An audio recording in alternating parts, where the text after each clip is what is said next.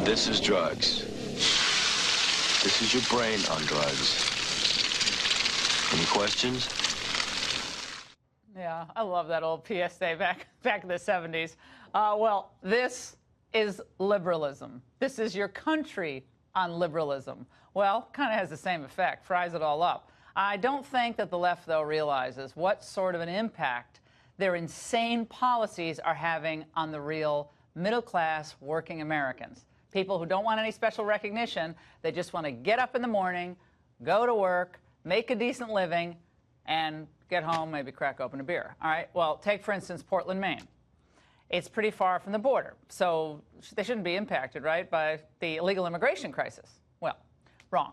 The Wall Street Journal is reporting that the city is being overrun by asylum seekers to the point where they're taking up 90% of Portland's family shelters.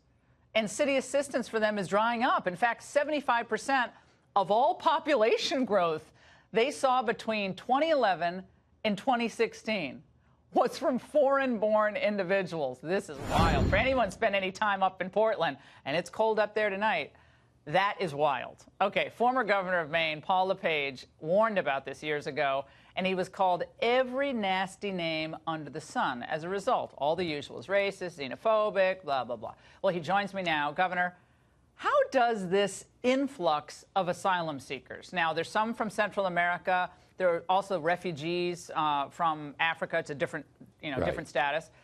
But how does this affect everyday citizens, as I like to call them, the maniacs in Portland? Well, Laura, what it really does, it takes away from the disabled, the elderly, people with intellectual disabilities.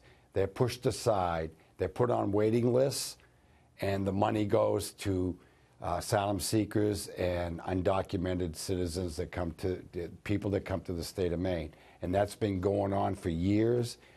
When I was governor, we had litigation against the city of Portland for that exact reason. When the economy started getting better, I removed all the wait lists. There was 4,200 people on the wait lists. We budgeted for it, totally balanced budget, paid for it. The Democrats came in, took the money, and put the people back on a wait list, and they're still there now on a wait list. People who have lived their lives in Maine are now without services in their aging years or with their disabilities, and particularly the one that is the most upsetting is intellectual disabilities have gone by the wayside. Okay, so those are mental health issues and so forth. A lot of people who, after the Great Recession in 2008, they still haven't gotten a leg up, even with the improved economy. And Maine has always, had some struggles in that area, obviously. I want to play something from you, this was back in a town hall you did in 2018, and the reaction from the crowd. Let's watch. 2016, sorry. Illegals, or I call asylum seekers, are the biggest problem in our state. Shame on you! Now. More for the country! Now. Shame on you, they were screaming. I recall. I think the Speaker of the House was there that evening. Yeah, well, what are they saying now? I mean, look at this. I mean, we have a situation, according to the statistics today. In Portland, 65 to 70% of 1,000 people now receiving general assistance are non-citizens. Everyone hear that? 65 to 70% of the people receiving government assistance are non-citizens. Another, the city budgets of about $200,000 annually to fill in gaps for asylum seekers who don't qualify for general assistance, such as those who haven't yet filed an application. So you haven't filed, and they're reaching out to give you money in Portland. This is the Democrat Party, though. This is a state that is now with Democrat control. Democrat, right, is a state legislature. That's correct. Still run by Democrats. And the governor and the incumbent governor invited them and said that when she's governor-elect, she said, "I will invite asylum seekers to come to Maine, and I will give them services." And well, if you invite, they will come. When I think of all these other cities that are considering more generous policies toward both asylum seekers, refugees, are again, a different story. What do you say to them, given Maine's own experience? I would say that if you have the resources and you feel compassionate for these folks, go ahead and do it.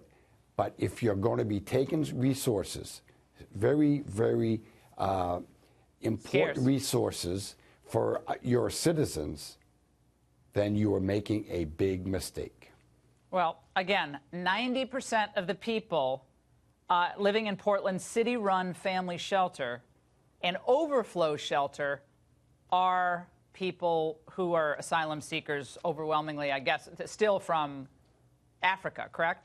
That is correct, from Africa. And you know, one thing that's... I don't get the Africa. I don't get... The Somalis all went to Minnesota, and then they went to Maine. The two climates, by the way, I don't get that at all. I don't get how that's the place where everybody go. Well, what is that? I don't know, but I will say this. The one thing that nobody's talking about right now, they're talking about the resources being eaten up by temporary housing. I'll tell you, when they get into housing, you should see the disgraceful housing that these people are being put into in the city of Portland. I visited this housing. It was housing that I was brought up in, which gives me nightmares. Okay, my whole entire life. It's terrible. Well, Governor, you're seeing a total transformation of New England cities. In New England, Lawrence, Massachusetts, another one. And this is happening all across New England, but Portland brought it on itself, and people are going to have to pick up the pieces. Governor, thank you so much.